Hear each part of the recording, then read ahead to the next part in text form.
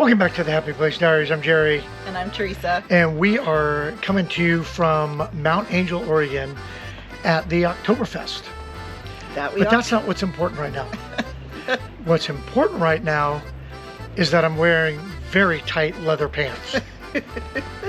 And a very tight dress. No, what's important right now is that it is collaboration time. It is. And we have a special guest with us this month, as we try to have each month, but we also have the usual suspects, and they are the Brazen Brits, Lawrence and Natalie, Dustin and Leslie from the Wayward Wags, Ken and Pam from the Roadsmiths. We have Chris and Katrina from our Everyday Getaway. And our special guest this month is John and Sherry from Amp to Glam. So we welcome them in, and we hope that you go back. At the end of the video, we'll put all the links and hit the playlist, watch all their videos, because we have an interesting subject this month. And what's that subject? Well, we'll tell you right after this.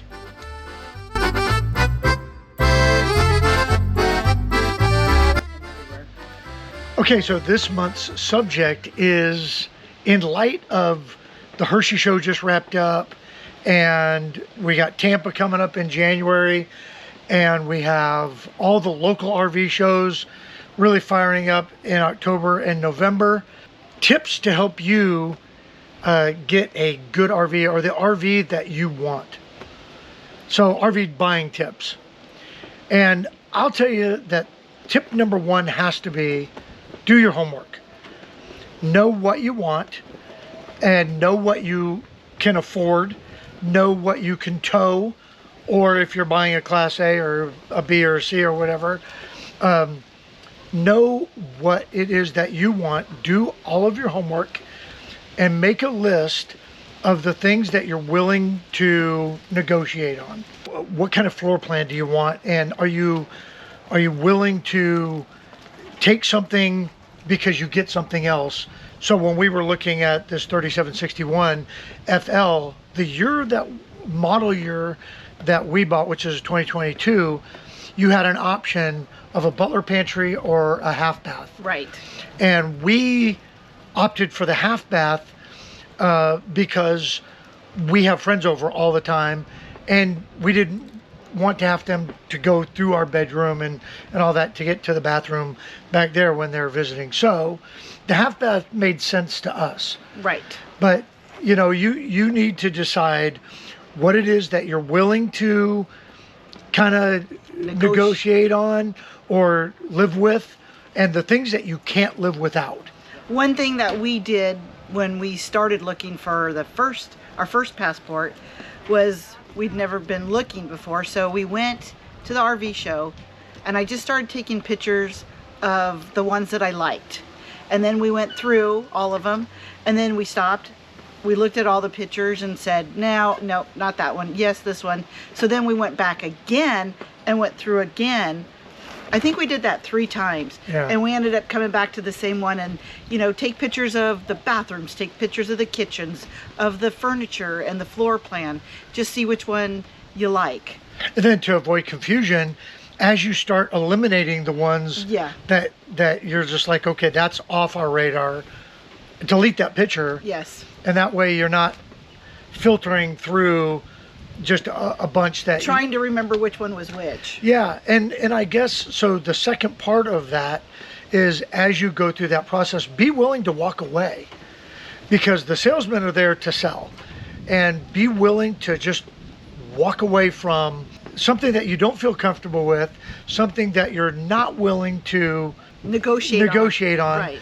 And if they're not willing to negotiate, be okay with walking away.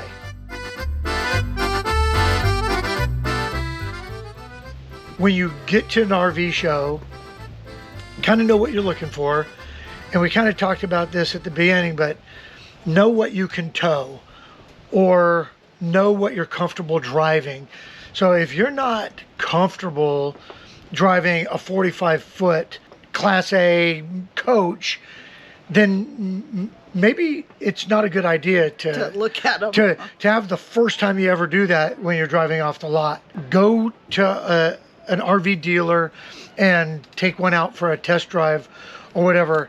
And also, on that note, if you find one at the show that you really fell in love with, there's nothing that says you have to buy it at the show, because most dealers are going to honor that show price after the show. Right. Especially if you talk to them at the show, get their card, get a commitment from them, and then just say, hey, listen, we're not ready to buy today. We don't want to drive it, off the lot here at the show, but we'd like to come and explore it more. Then by all means do that. We've done that in the past, and it works out great. And they did honor the show price. Yes, they did. And we got to go in there and actually, do a deep dive on that particular model. And we ended up buying it because we loved it. But that's definitely something to consider, that there's no pressure on you to buy. No. At all. Yeah. Unless you put that on yourself. Just because the salesman wants you to buy an RV doesn't mean you have to buy an RV. And I think so many people get there and they get into the whole atmosphere of the show, and you've got all these shiny new models out there, and the show and the salesmen are giving their pitch. If it's not for you, it's not for you.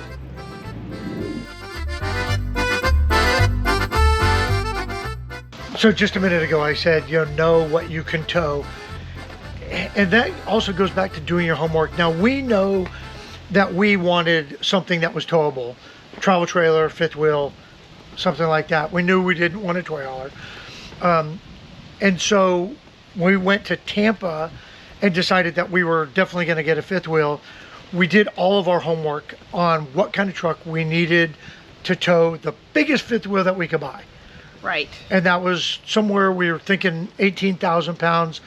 This thing behind us is 16,800 pounds. Do a deep dive into the numbers. Know what your gross vehicle weight is. Know what the towing capacity is of your truck. Know what your pin weight is, or your tongue weight. Break down all of the numbers, and don't be dishonest with yourself. Because when they talk about gross vehicle weight, that means everything. That's the travel trailer that's behind you, the fifth wheel that's behind you, how many butts you have in the seats, how much clothing that you put in there, or a case of water. What you have in the back, the bed of the truck. Yeah, everything. Break down the numbers and be absolutely honest with yourself. We see so many people that buy the wrong trailer for the truck, or the wrong truck for the trailer. Right. And all you are doing at that point is you're a safety hazard for yourself and for other people out on the road. And when you do that, you're just not having a pleasurable experience. And the whole idea of getting one of these is to have amazing experiences. Exactly. Like we're out here boondocking in Mount Angel, Oregon, out in the middle of a farm field, and dressed up like this so we could go party all night and not have to worry about driving home. We could just stumble back to the trailer. So anyway, those are just a few tips that we think often get overlooked, because everybody focuses on all the bright and shiny, how many cabinets there are, and are they soft close cabinets, and are they flush floor vents, or in the cabinet vents, or all of that is important, yes. But if you can't tow it, don't buy it. Do all of your homework, because if you can't afford it, don't buy it. And understand what the goal is. And the goal is to have a great RVing experience. One tip I would recommend is bonus tip from Teresa. Go to a reputable place, because they will guarantee that. I mean, ours did. Ours said, what truck do you have? What's the capacity? What's the tow load? Everything. I think that's a fair point. And find out about that dealer too. Like the dealer that we've dealt with twice now, they have a company policy that they will not sell you something that you cannot drive off the lot with. Right. So anyway, that's just some tips. Don't forget, this is a collaboration. Check out all of the usual suspects, the Wayward Wags, the Roadsmiths, Braids and Brits, our Everyday Getaway, and Amp to Glamp. We're super excited about having them with us this month. And yeah, we'll see you in the next video and the next collaboration. See ya.